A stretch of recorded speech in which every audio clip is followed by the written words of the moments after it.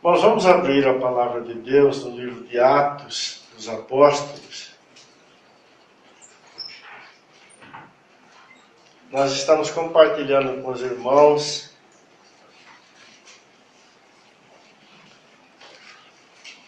sobre o testemunho do Senhor Jesus.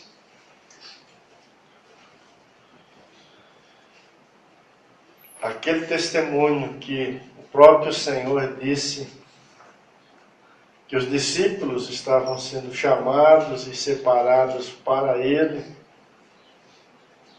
E isso teria o seu início assim que o Espírito Santo fosse derramado sobre a igreja. Então nós vamos ler no capítulo 1, versículo 8.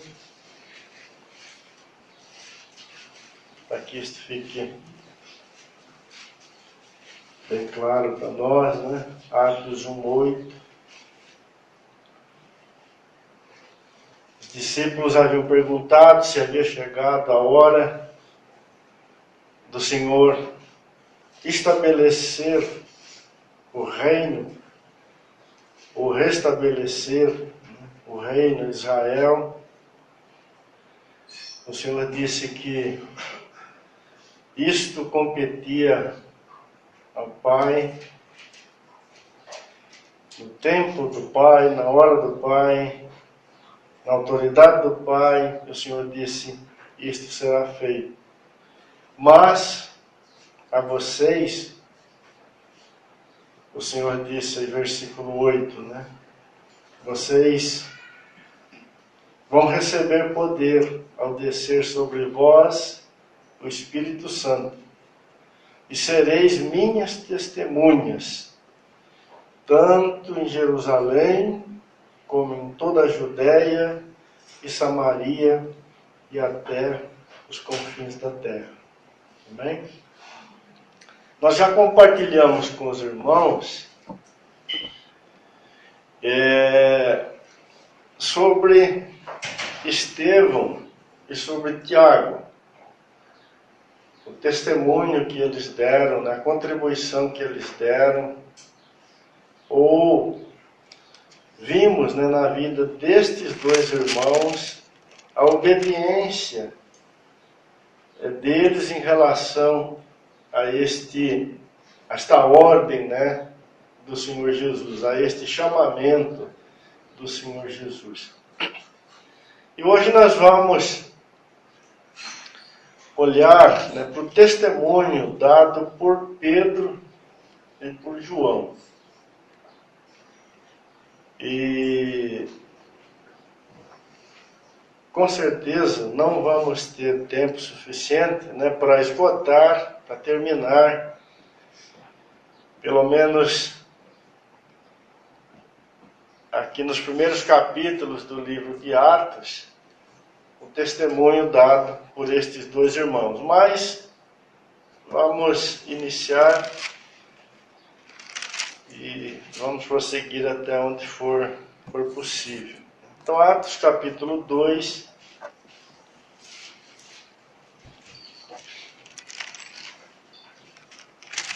Inicialmente, nós vamos olhar para o testemunho desses dois irmãos em relação ao dia de Pentecoste, né? Está no capítulo 2. Depois o testemunho deles segue no capítulo 3, quando o Senhor usa, né, Pedro e João para curar aquele coxo na porta do templo. Isso está no capítulo 3 e 4. E no capítulo 5, nós temos a prisão, né, do apóstolo João e Pedro, por causa do testemunho deles ali em Jerusalém. Então nós vamos iniciar no capítulo 2, pelo dia de Pentecoste. Então diz assim: ao cumprir-se o dia de Pentecostes, estavam todos reunidos no mesmo lugar. E de repente veio do céu um som como um vento impetuoso e encheu toda a casa onde estavam assentados. E apareceram distribuídas entre eles línguas como de fogo, e pousou uma sobre cada um deles. E todos ficaram cheios do Espírito Santo e passaram a falar em outras línguas, segundo o Espírito lhes concedia que falassem.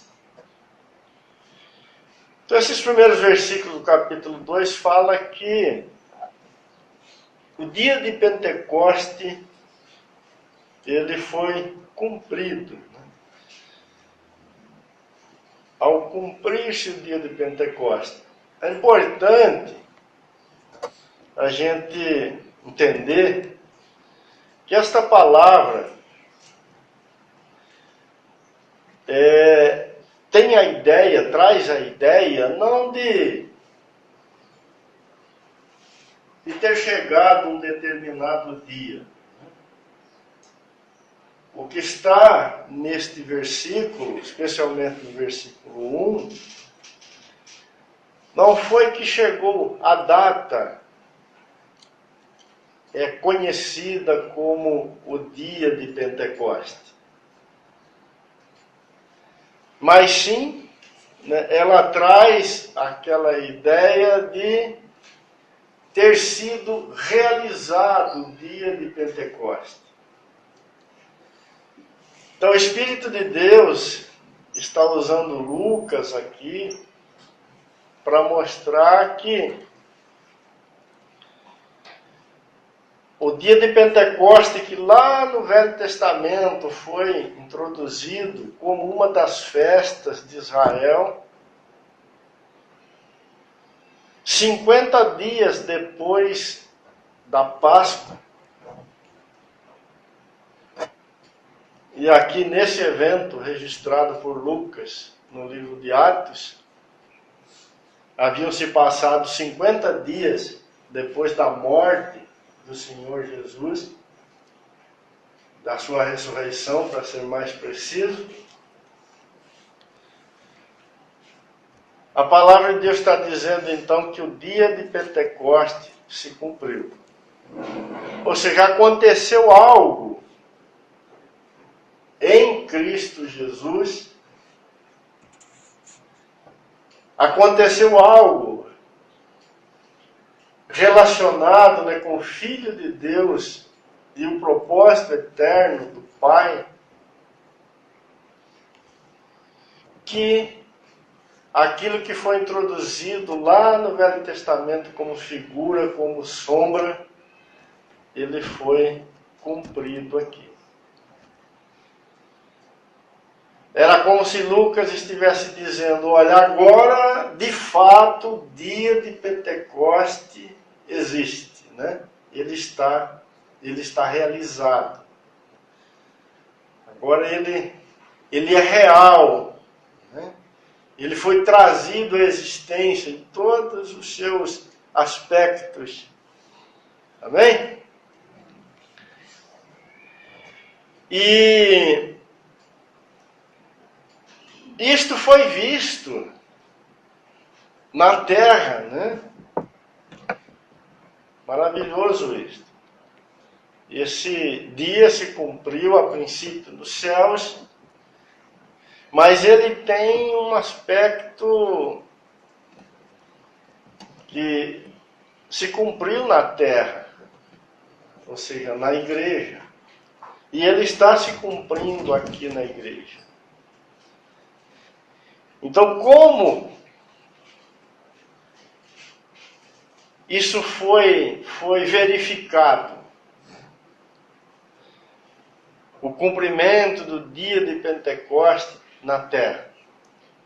Foi porque os apóstolos, os discípulos estavam reunidos e de repente veio do céu um som como de um vento impetuoso e encheu toda a casa onde eles estavam reunidos, e eram cerca de 120 pessoas, e foram vistas, né, línguas como de fogo sobre cada um deles, e eles começaram então a falar em outras línguas.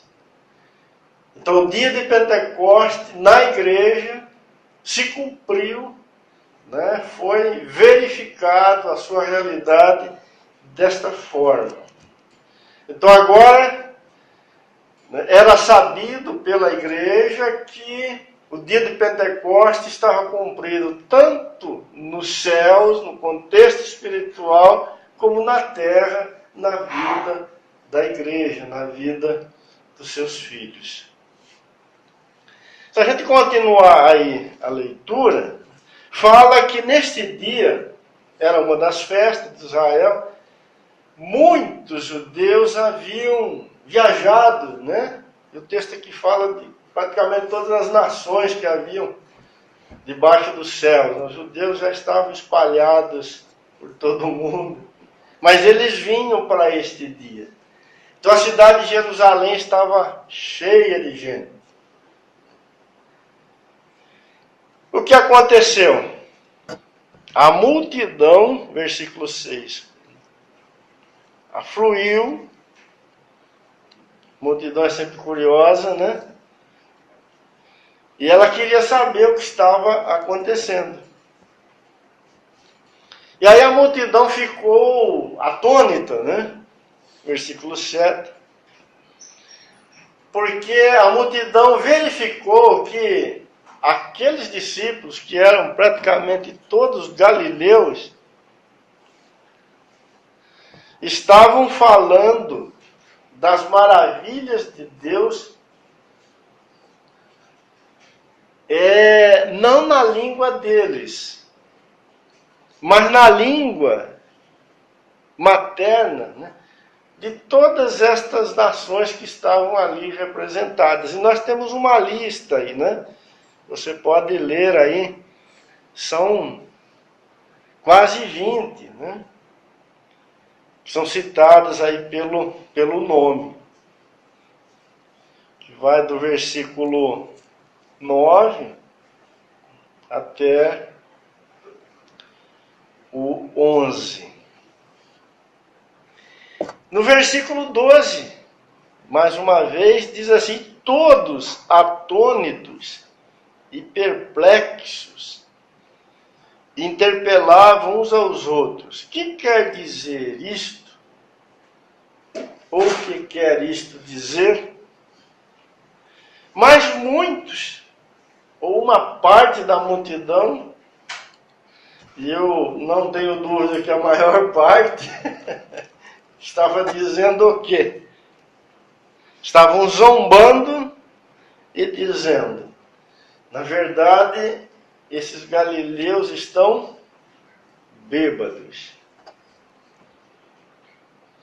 E falavam isto, então, de zombaria, né? Estavam desprezando.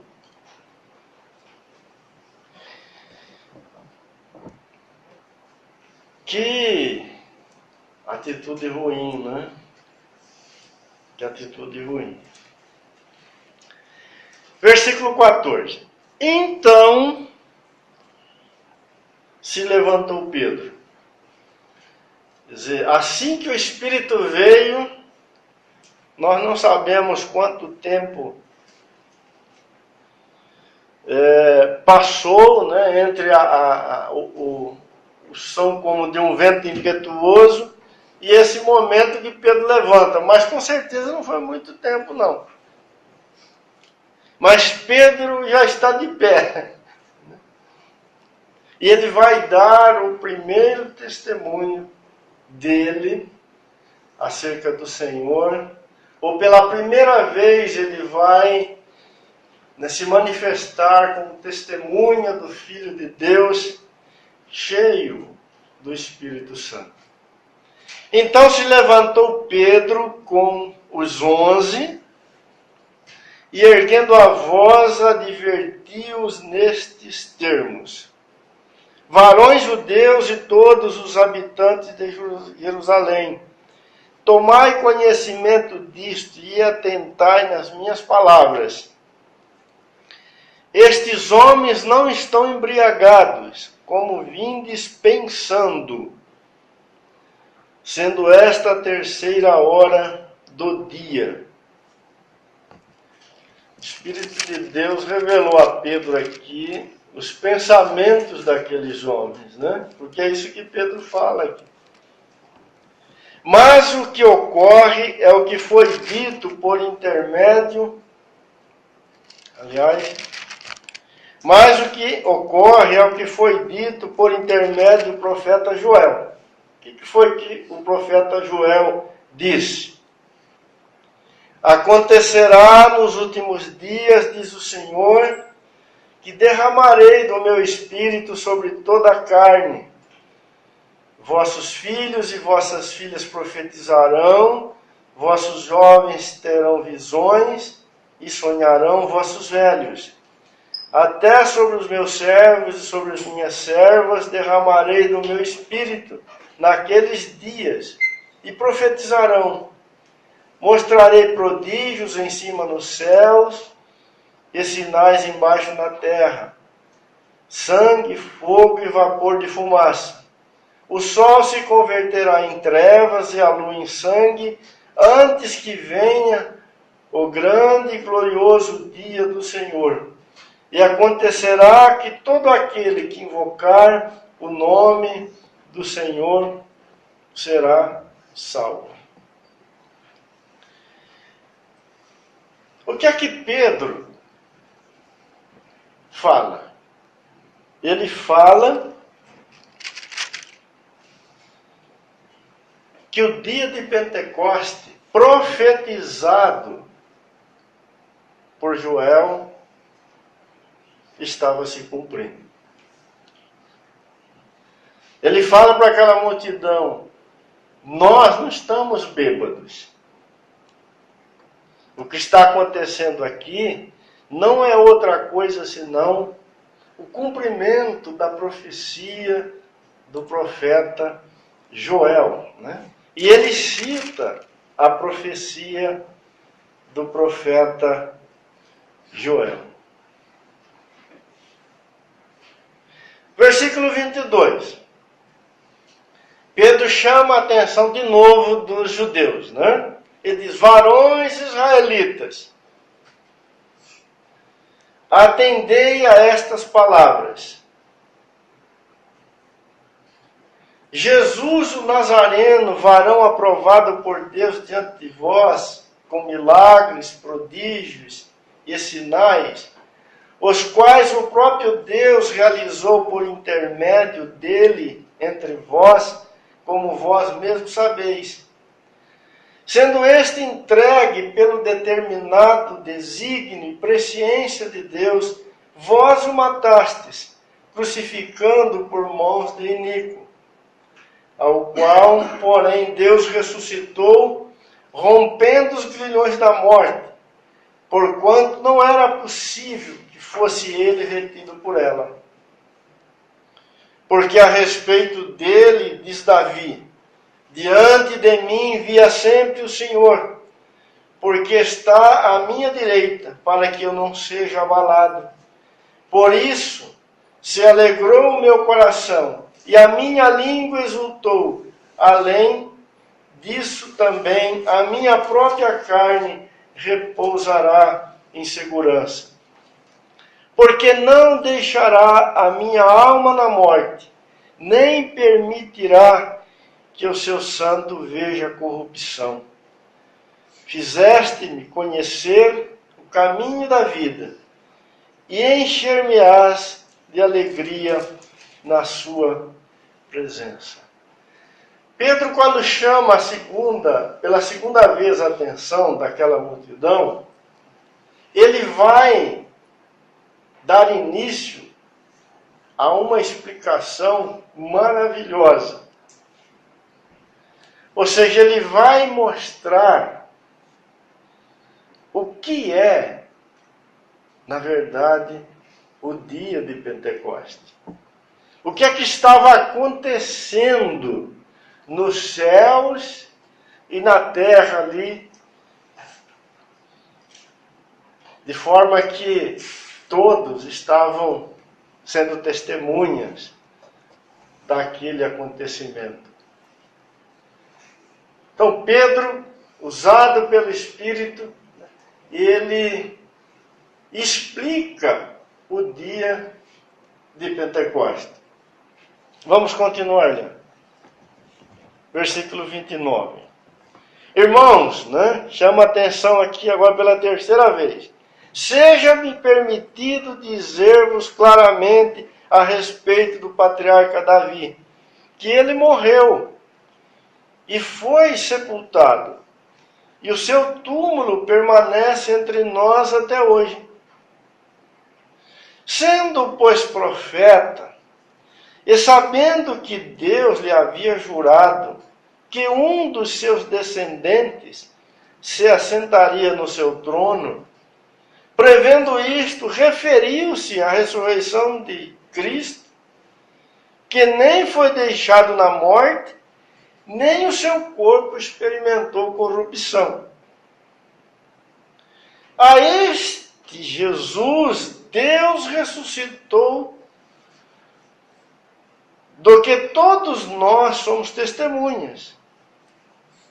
Exaltado, pois, à destra de Deus, tendo recebido do Pai a promessa do Espírito Santo, derramou isto que vedes e ouvi.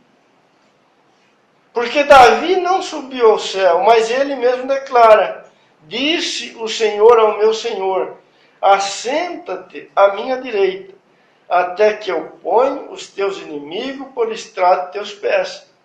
Esteja absolutamente certa, pois, ó toda a casa de Israel, que a este Jesus que vós crucificastes, Deus o fez Senhor e Cristo.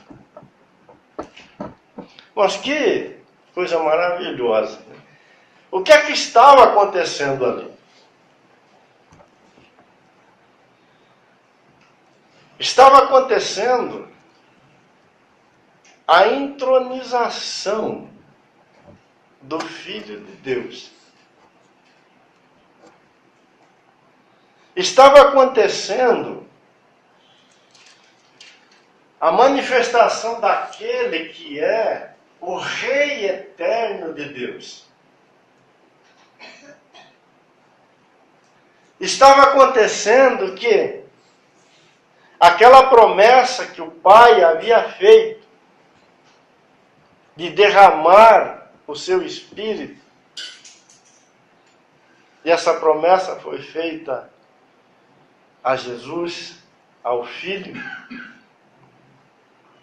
estava sendo cumprida por ele.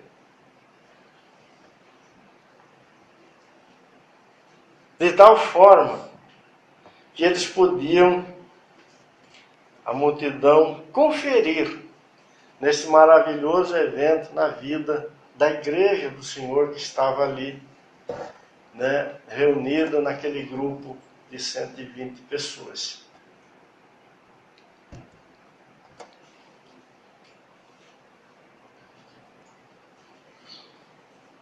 Isto, irmãos,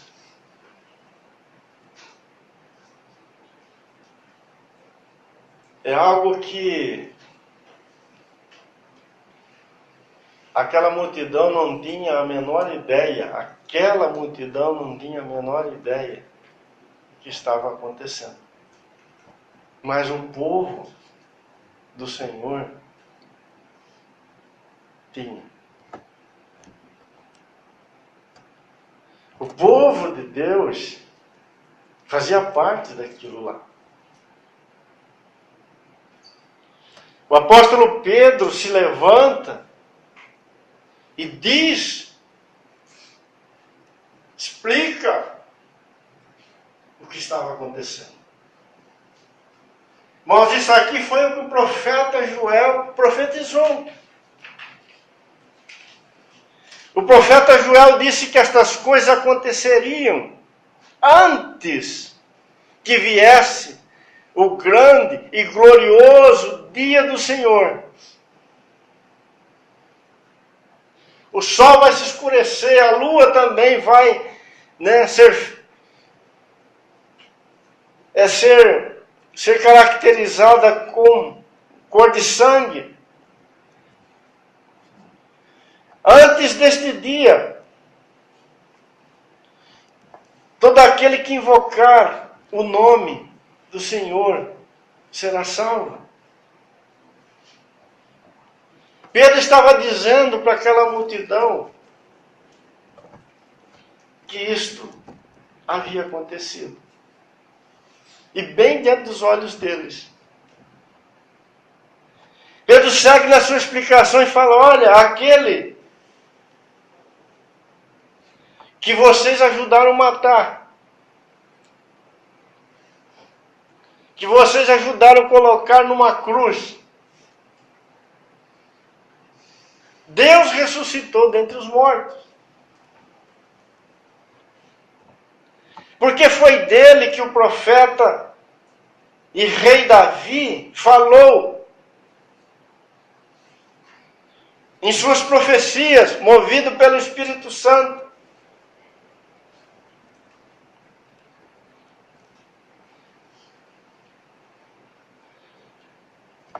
Deus havia feito uma promessa para Davi.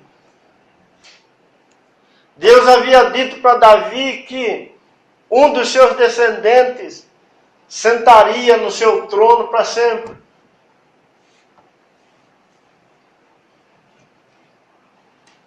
E Pedro diz para aquela multidão que Davi, movido pelo Espírito, ele viu que essa promessa só podia acontecer se este descendente de Davi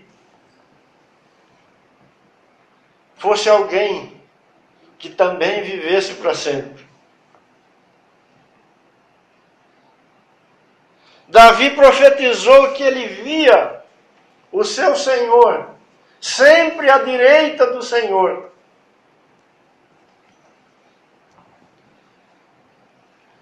Lógico que Davi entendeu que a promessa que Deus havia feito para ele envolvia alguém que precisava ressuscitar dos mortos. Então Davi profetizou que aquele que estaria no trono para sempre era alguém que seria tirado da morte. E Pedro está dizendo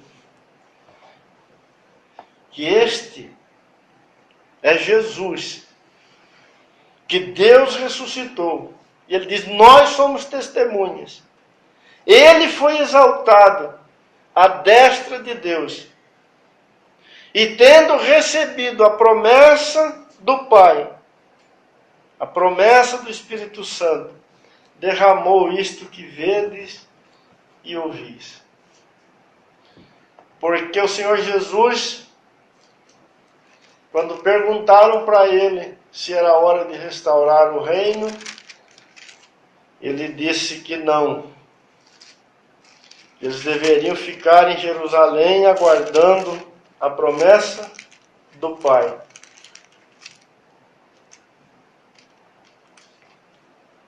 Versículo 4. E comendo com eles, determinou-lhes que não se ausentassem de Jerusalém, mas que esperassem a promessa do Pai, a qual disse ele: de mim ouvistes. Porque João, na verdade, batizou com água, mas vós sereis batizados com o Espírito Santo, não depois destes dias. Pedro está dizendo: a promessa do Pai se cumpriu. Porque o Filho foi entronizado. E ele derramou sobre nós o seu Espírito.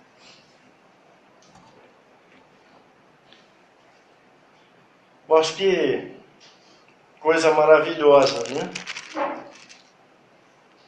Coisa maravilhosa. O que acontece? como consequência disso. Uma parte daquela multidão que estava ali,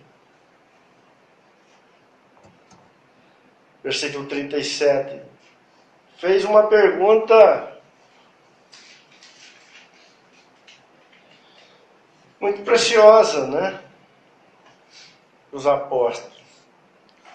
Ouvindo eles estas coisas, compungiu-se-lhes o coração e perguntaram a Pedro e aos demais apóstolos: que faremos, irmãos? Se o dia de Pentecostes se cumpriu, se aquele que nós ajudamos a matar o Filho de Deus que foi ressuscitado, e se esse que Deus ressuscitou é o herdeiro verdadeiro de Davi, o Senhor, o Rei eterno, para quem o Pai prometeu dar o reino eterno, e se este Rei, recebendo a promessa do Pai, derramou o Espírito dele sobre vocês, e se o profeta Joel falou que antes que chegasse o dia dele, muitas coisas iriam acontecer, mas dentre estas muitas coisas, todo aquele que invocasse o nome dele seria salvo. Irmãos, o que nós podemos fazer agora? Então Pedro vai responder. Pedro continua dando, o seu testemunho. Versículo 38. Arrependei-vos e cada um de vós seja batizados em nome de Jesus Cristo para a remissão dos pecados. E então recebereis o dom do Espírito Santo. Ou seja, vocês também vão receber a promessa do Espírito. Pois a promessa foi feita para quem? Para vós, para os vossos filhos e para todos que ainda estão longe, isto é, para quantos o Senhor nosso Deus chamar. E com muitas outras palavras, Deus testemunho e exortava-os dizendo: salvai-vos desta geração perversa. E então os que lhe aceitaram a palavra foram batizados, havendo um acréscimo naquele dia de quase 3.000 pessoas.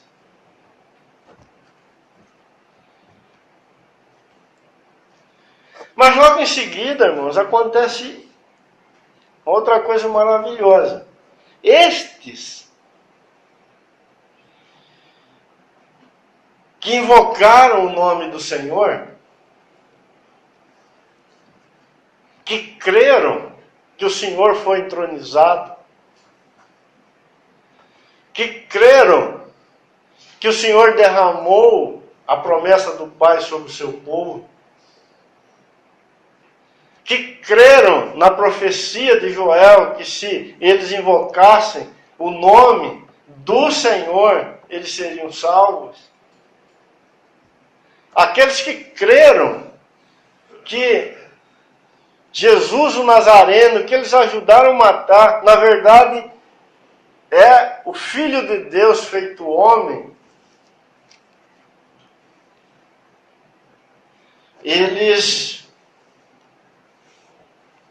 se colocaram de lado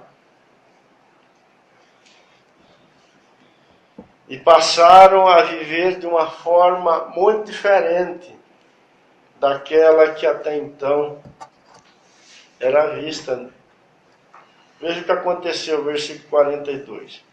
E perseveravam na doutrina dos apóstolos, na comunhão e no partir do pão e nas orações. Em cada alma havia temor, e muitos prodígios e sinais eram feitos por intermédio dos apóstolos. E todos os que creram estavam juntos e tinham tudo em comum. Vendiam as suas propriedades e bens, distribuindo o produto entre todos, à medida que alguém tinha necessidade. Diariamente perseveravam unânimes no templo, partiam o pão de casa em casa, tomavam as suas refeições com alegria e singeleza de coração, louvando a Deus e contando com a simpatia do povo. Enquanto isso, acrescentava-lhes o Senhor dia a dia os que iam sendo salvos. Eu queria chamar a atenção dos irmãos para algumas coisas aqui. A gente olha, né, para esta sequência de eventos e ficamos maravilhados, né, com a obra do Senhor. Com esta salvação, né, maravilhosa que o Espírito de Deus realiza. Ficamos alegres, né, vendo irmãos nossos lá do passado, da graça do Senhor, dando testemunho de forma tão maravilhosa do Filho de Deus. Mas eles lidaram com dificuldades, irmãos. Não foi só flores que eles enfrentaram aqui, não.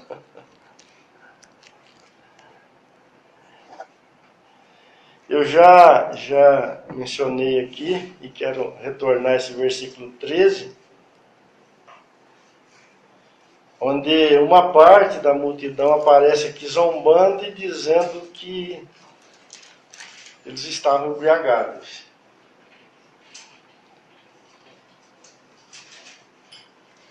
Vocês notaram que, diante destes acontecimentos sem precedentes na história do homem, e podemos dizer que, em relação ao Filho de Deus, a sua entronização, nenhum de nós aqui tem condições de mensurar isso,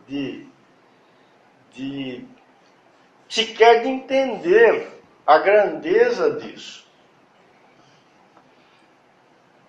Pelo Espírito, Pedro está dizendo que o Senhor foi ressuscitado, que ele foi exaltado à destra de Deus, e ele recebeu do Pai a promessa do Espírito Santo, e ele derramou isto sobre o seu povo. Quem de nós aqui pode dimensionar isso?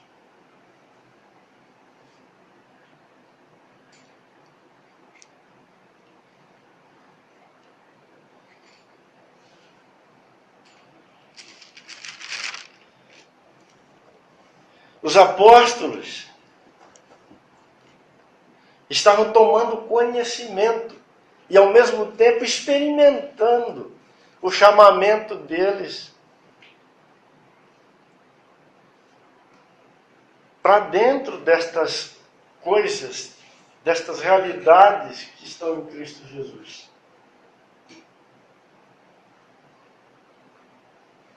Se de repente eles se viram de uma forma muito maior, vivendo e experimentando algo que o próprio Deus estava aguardando desde os tempos eternos para realizar. Quanto tempo fazia que Deus tinha prometido essas coisas?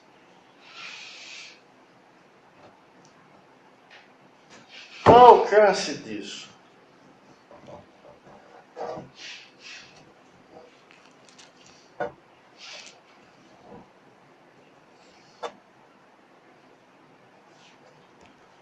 O texto fala aqui que os 12, e não só os 12, né, mas os 120, estavam falando o quê?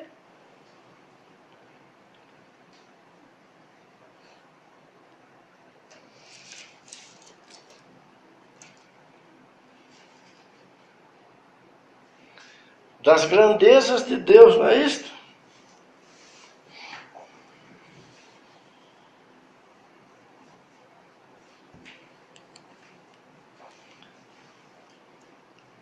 Versículo 11.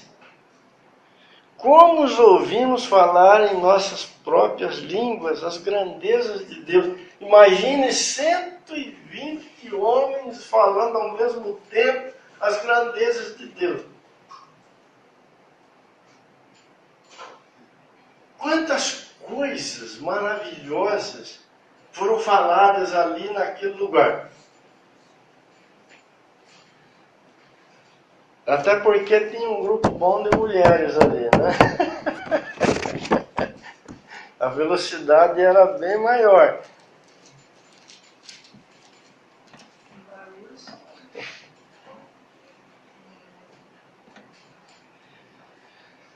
Mas uma parte da multidão estava dizendo: o que, irmãos? Eles estão bêbados.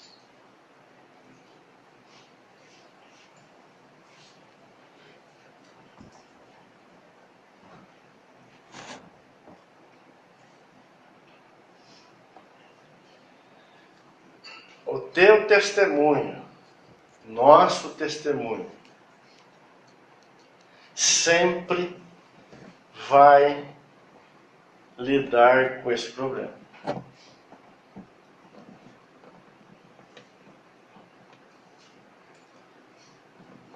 Toda vez que o Espírito de Deus te usar para falar das grandezas do Senhor Jesus, toda vez que isso estiver se manifestando de forma poderosa na tua vida, no teu coração, e você tiver a oportunidade para abrir a boca e anunciar isto, você pode ter diante dos teus olhos alguém que não dê nenhum valor para isto. E até diga que você está louco ou bêbado ou coisa desse tipo.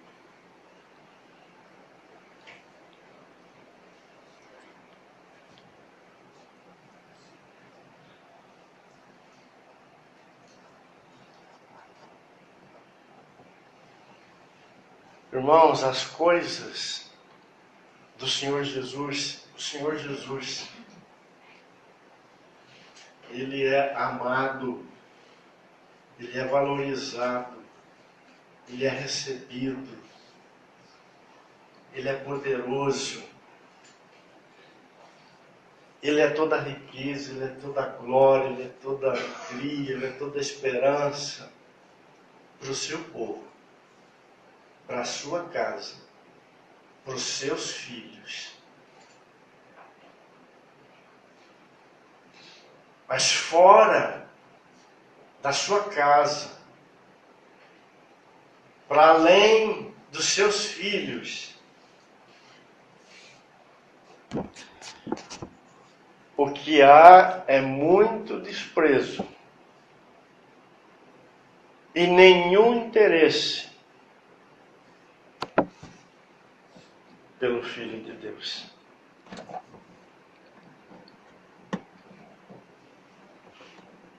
Não se iluda. Às vezes a gente fica chateado até aprender. Chega todo entusiasmado, né? Às vezes são pessoas da casa, da família, né?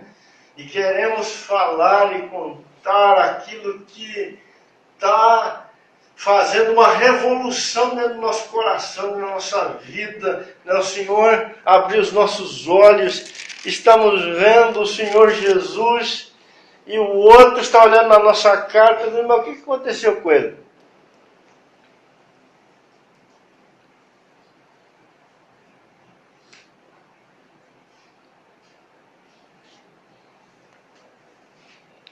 Havia indiferença ali naquela hora. Havia desinteresse. Havia uma afirmação: isso aí não vale nada, não passa de uma manifestação de bêbados. Irmãos, o Senhor Deus estava dizendo na terra, o Senhor Jesus está entronizado. Ele ressuscitou e foi entronizado. O reino agora está em suas mãos. Ele vai voltar, porque Ele é o Senhor.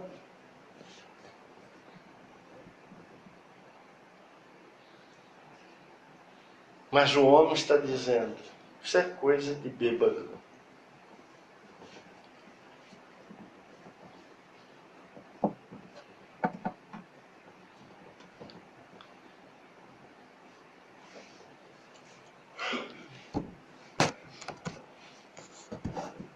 Sabe aonde você tem companheiros? Na casa de Deus.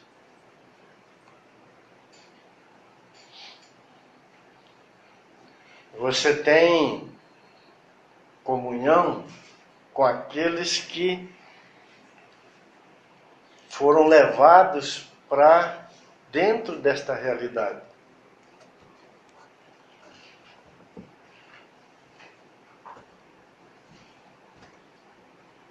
Não se iluda, querido. Aquilo que é glória para a igreja não causa nenhuma impressão no mundo. Não vale nada para eles.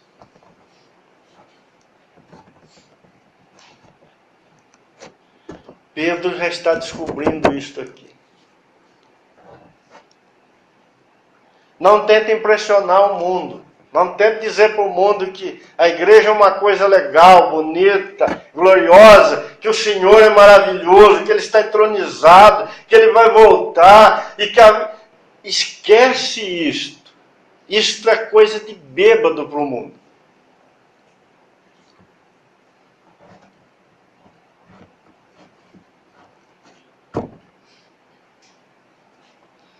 Aliás, no versículo 40, depois que uma parte dessa multidão pergunta, né, para os apóstolos o que ela deveria fazer, né? Pedro fala assim, com muitas outras palavras, deu testemunho e exortava-os, dizendo, salvai-vos desta geração perversa. Sabe o que aconteceu com eles? Eles não tinham mais lugar neste mundo.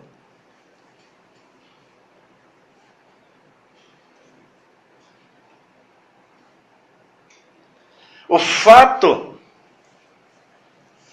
do dia do Pentecoste ter se cumprido naquilo que se refere à entronização do Filho de Deus, mas também no que se refere ao derramar do Espírito Santo sobre aqueles que se uniram a Cristo, gera um novo homem, que é chamado para fora deste mundo, para viver uma vida nova para Deus. Nós só temos os santos aqui na terra, aqueles que estão em Cristo Jesus.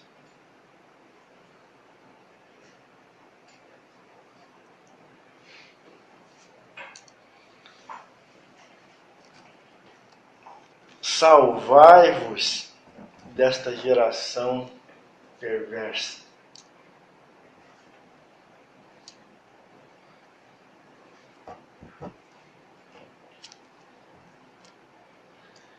Pedro descobriu que nesse testemunho havia uma separação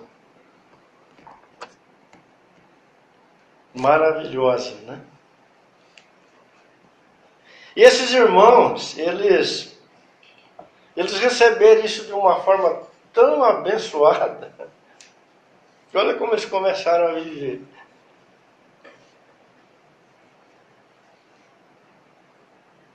Sabe por que nós temos isso aí a partir do versículo 42? É porque eles descobriram que eles foram tirados para fora.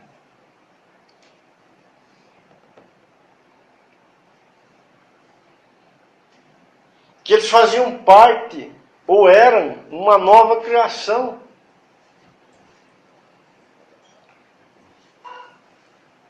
Que eles foram colocados para dentro do reino do Senhor Jesus.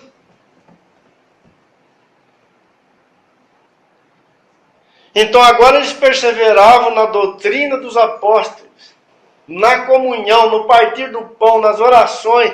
Em cada alma havia temor. Muitos sinais eram feitos por meio dos apóstolos. Todos estavam juntos, tinham todas as coisas em comum, eram capazes de vender até o que tinham, repartir o produto entre todos. Diariamente perseveravam no templo, partiam o pão de casa em casa, faziam suas refeições com alegria e singeleza de coração, louvando a Deus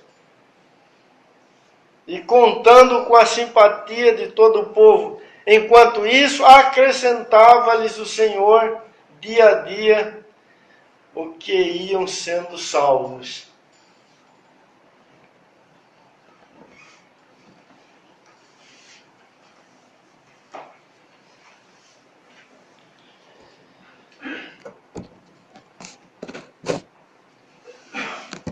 Aqui nós temos um povo diferente. Uma contracultura, né? Alguém que separou daquela geração perversa e que vivia em função do que havia acontecido com o Filho de Deus.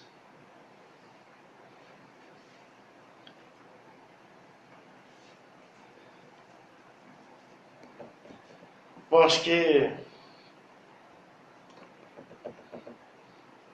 o Senhor nos ajude nisso, né? Que o Senhor nos ajude nisso.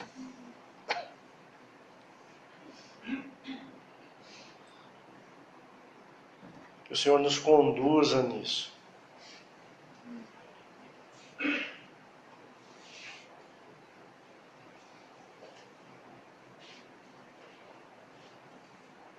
Que o Senhor ganhe o nosso coração de uma tal forma que estas coisas possam ser experimentadas também por nós, como o Senhor deseja. Como o Senhor deseja. Observe que na última parte do versículo 47 diz que o próprio Senhor acrescentava todos os dias novas pessoas. Ou seja, trazia outros para dentro desse testemunho que Pedro e os demais apóstolos estavam dando a respeito do Senhor Jesus.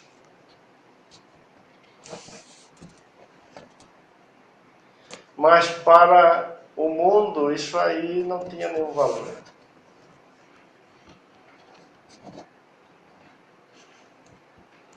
Agora nós podemos aqui identificar as mesmas dificuldades, além dessas que eu coloquei, que vimos lá com Estevão e com Tiago. Vivendo assim, vocês acham que os romanos ficaram de acordo com essa comunidade aqui?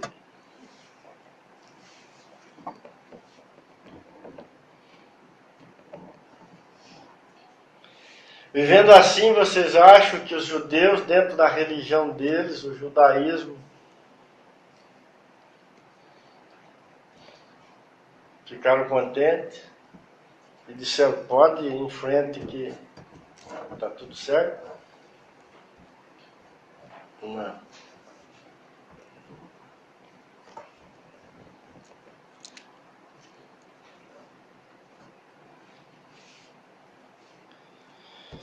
Vamos um pouquinho mais.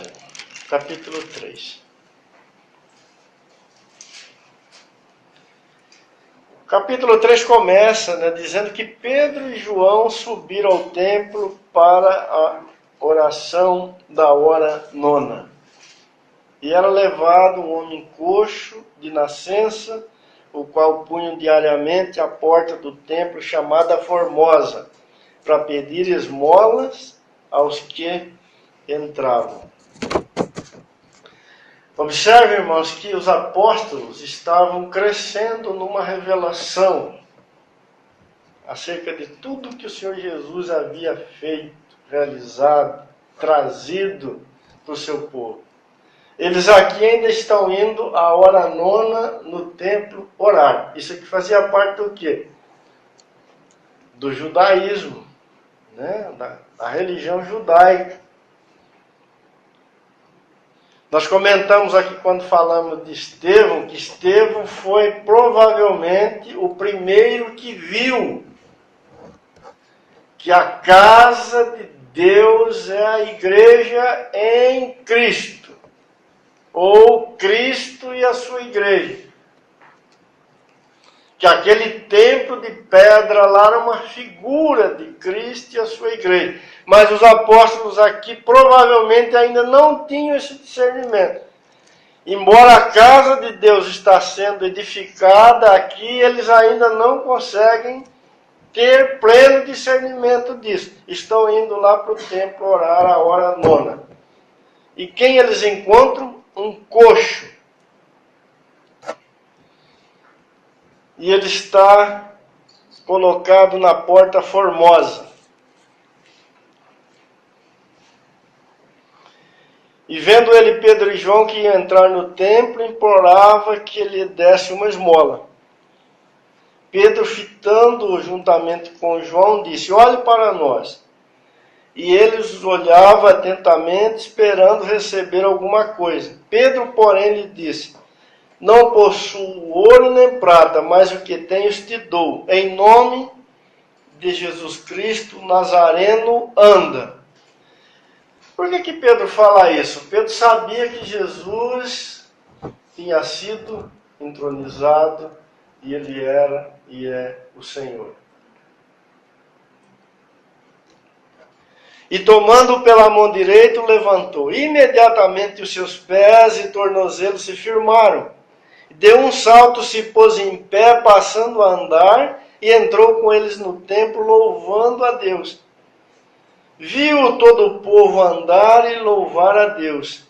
E reconheceram ser ele o mesmo que esmolava, assentado à porta formosa do templo. E se encheram de admiração e assombro por isso que lhe acontecera. Aí o coxo não saía mais de perto de Pedro e João, né? Entrou com eles no templo. Apegando-se ele a Pedro e a João, todo o povo correu atônito para junto deles no pórtico chamado de Salomão. Nós não temos tempo aqui para ver isso com mais profundidade, né? Mas havia esse pórtico aqui lá no templo, esse portal, né? Chamado como, que tinha esse nome de o pórtico de Salomão. Interessante isso, né? Se vocês observarem aqui, nesses capítulos 2, 3, 4 e 5, várias coisas acontecem aqui neste lugar. De alguma forma, a igreja do Senhor, ela começa relacionada com esse pórtico de Salomão.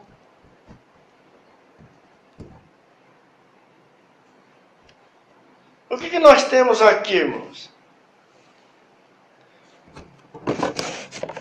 Nós temos uma alusão a Cristo, porque Salomão foi o filho de Davi, que humanamente falando, ele herdou o reino, o trono. Então, nesse aspecto, ele é uma figura de Cristo. Quando Deus falou que daria para Davi o reino para sempre, Num primeiro momento, parecia que ele estava dando o reino para Salomão. Mas, como o reino seria para sempre, Salomão foi uma figura. Porque, para ser rei para sempre, precisaria ser alguém imortal. E, neste caso, quem preenche este requisito é o Senhor Jesus, que foi ressuscitado dentre os mortos, que também é filho de Davi. E a própria casa ali, né, ou o próprio templo, com o qual está associado o nome de Salomão, é uma figura da igreja, da casa de Deus. Então, nesse pórtico de Salomão no templo, nós temos uma figura combinada aí, né? Uma alusão a Cristo como descendente de Davi, e nós temos uma alusão à igreja como casa de Deus. E é ali, nesse pórtico de Salomão, que acontece várias coisas neste primeiro momento. Você pode ver que as coisas, né, acontecem em torno deste lugar.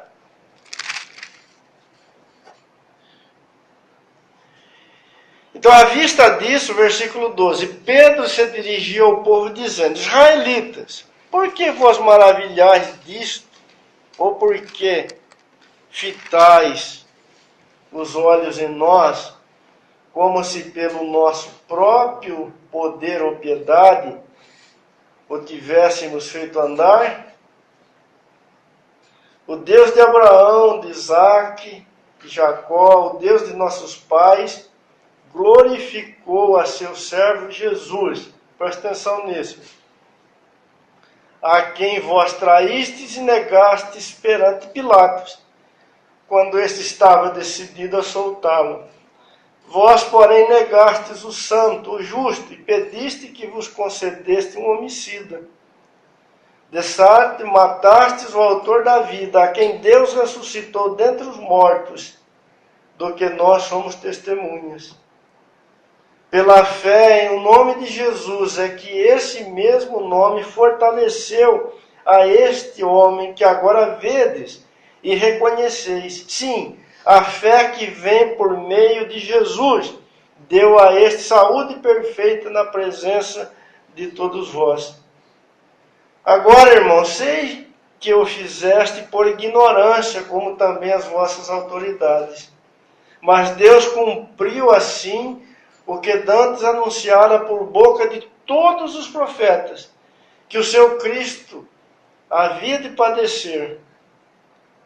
Arrependei-vos, pois, e convertei-vos, para serem cancelados os vossos pecados, a fim de que da presença do Senhor venham tempos de refrigério, e que envie Ele o Cristo, que já vos foi designado, Jesus, ao qual é necessário que o céu receba até aos tempos da restauração e de todas as coisas, de que Deus falou por boca dos seus santos profetas desde a antiguidade. Disse, na verdade, Moisés: o Senhor Deus vos suscitará dentre vossos irmãos um profeta, semelhante a mim. A ele ouvireis em tudo quanto vos disser. E acontecerá que toda alma que não ouvir esse profeta, será exterminado do meio do povo. E todos os profetas, a começar com Samuel, assim como todos quanto depois falaram, também anunciaram estes dias. Vós sois os filhos dos profetas e da aliança que Deus estabeleceu com vossos pais, dizendo a Abraão: na tua descendência serão abençoadas todas as nações da terra. Tendo Deus ressuscitado o seu servo, enviou primeiramente a vós outros para vos abençoar, no sentido de que cada um se aparte das suas perversidades. Capítulo 4. Falando eles ainda ao povo, quando sobrevieram os sacerdotes, o capitão do templo e os saduceus, ressentidos por ensinarem eles o povo e anunciarem Jesus a ressurreição dentre os mortos, os prenderam, recolhendo-os ao cárcere até o dia seguinte, pois já era tarde.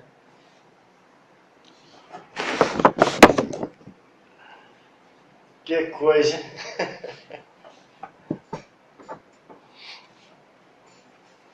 Pedro, ele testifica várias coisas aqui a respeito de Jesus. Ele vai falar no versículo 12 que o que tinha acontecido ali não procedia deles, mas procedia do Senhor Jesus. Ele chamou a atenção daquela multidão para esta verdade, né? Para esta verdade maravilhosa.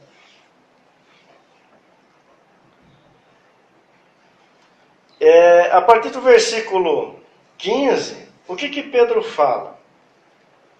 Pedro fala que o Senhor Jesus,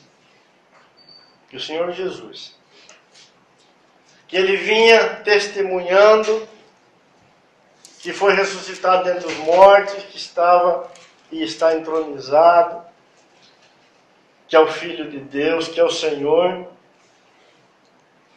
levantou aquele coxo,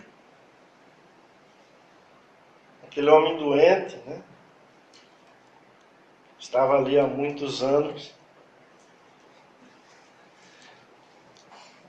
Pedro dá testemunho que agora há alguém capaz de mudar a história do homem.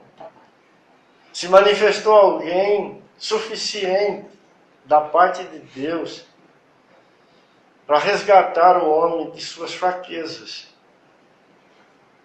E a demonstração disso, Pedro está dizendo, está aqui diante dos vossos olhos. Foi o nome, a fé no nome do Senhor Jesus que deu a este homem, que todos vocês conhecem. Esse coxo ficou muitos anos lá na Porta Formosa, não por acaso. Nenhum morador de Jerusalém não conhecia aquele homem. Então eles não tinham como negar. Aconteceu algo.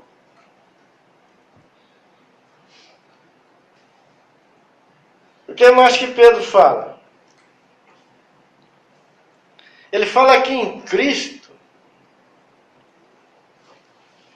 se cumpriu todas as promessas de Deus dadas através dos profetas. Né? A partir do versículo 19. Todas. Tudo aquilo que... Versículo 21. Que o Senhor, né, está nos céus e ele deve ficar no céu até o tempo da restauração de todas as coisas de que Deus falou por boca dos seus santos profetas desde a antiguidade. Pedro está dizendo que Cristo é aquele que se manifestou para restaurar todas as coisas.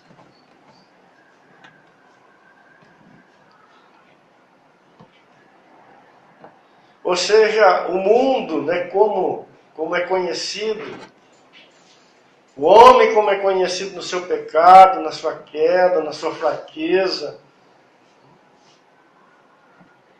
O Senhor Jesus veio para mudar isso, para restaurar isso, para tornar isso completamente diferente. Paulo, quando ele escreve lá aos Efésios, né, coloca isso de forma maravilhosa. Né, que vai chegar um dia que todas as coisas, tanto nos céus como na terra, estarão cheias, né, de Cristo Jesus, o Filho de Deus.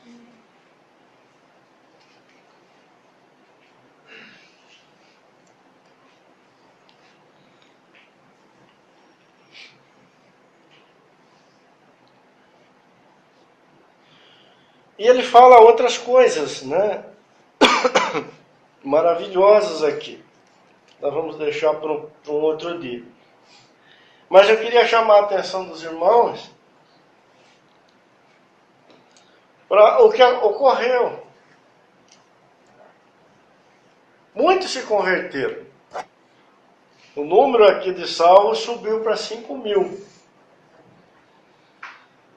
Não dá para a gente afirmar que é a soma deste evento com o anterior, ou se neste episódio aqui se converteram 5.000 pessoas, né? Mas a verdade é que Pedro ainda falava, junto com João, quando eles ouviram e receberam voz de prisão.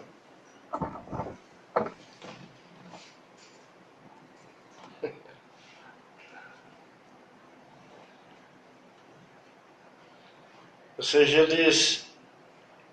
eles incomodaram, né? Demais.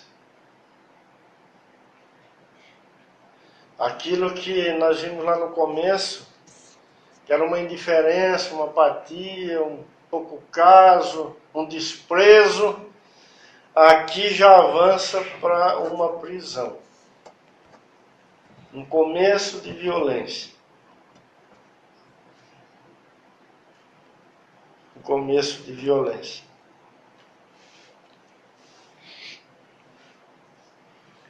O texto continua dizendo, né, que no outro dia as autoridades de Israel elas se reuniram, né? Está lá o sumo sacerdote Anás, Caifás, os mesmos que julgaram o Senhor Jesus. Se lembram dele? Os mesmos, estão aqui. Alexandre e todos que eram da linhagem do sumo sacerdote. Aí eles trazem Pedro, né, perante eles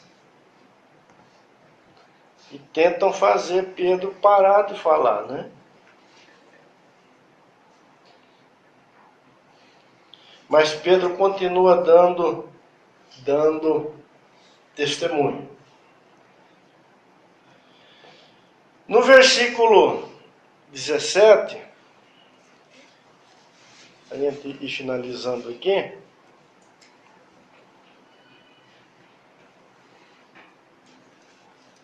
vou ler o 16. Que faremos a estes homens? Eles estão perguntando entre si, né, as autoridades. Pois na verdade é manifesto a todos os habitantes de Jerusalém que um sinal notório foi feito por eles, e não podemos negar. Mas para que não haja maior divulgação entre o povo, ameacemo-los, para não mais falarem neste nome a quem quer que seja.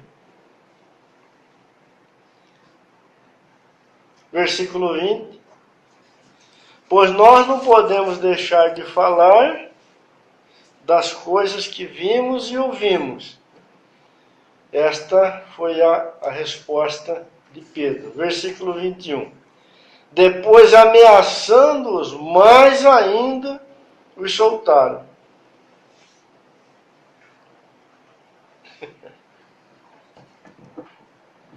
Aqui os irmãos estão vivendo debaixo de uma ameaça muito forte, muito dura. E nós vamos ver no capítulo 5 que eles vão ser presos de novo e aí eles vão apanhar muito, né? Eles não são mortos porque o Senhor mesmo usa um homem chamado Gamaliel para dar uma sugestão que livrou, né, o desejo que estava no coração daquelas autoridades de matar os apóstolos por causa do testemunho que eles estavam dando. Observe, irmãos, como existem, né, muitas dificuldades neste caminho do testemunho. como é um desafio. Porque a palavra do testemunho, ela gera uma realidade que não tem lugar nessa terra. E os problemas, eles são inevitáveis. Mas para isto, o Senhor nos chamou.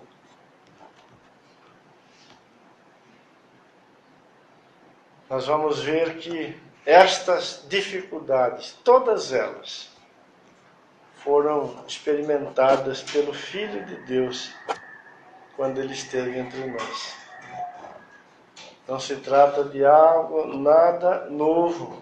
Pelo contrário, é a continuação de tudo aquilo que foi visto no Senhor Jesus. Amém, querido? No próximo domingo ou no outro, na próxima oportunidade, a gente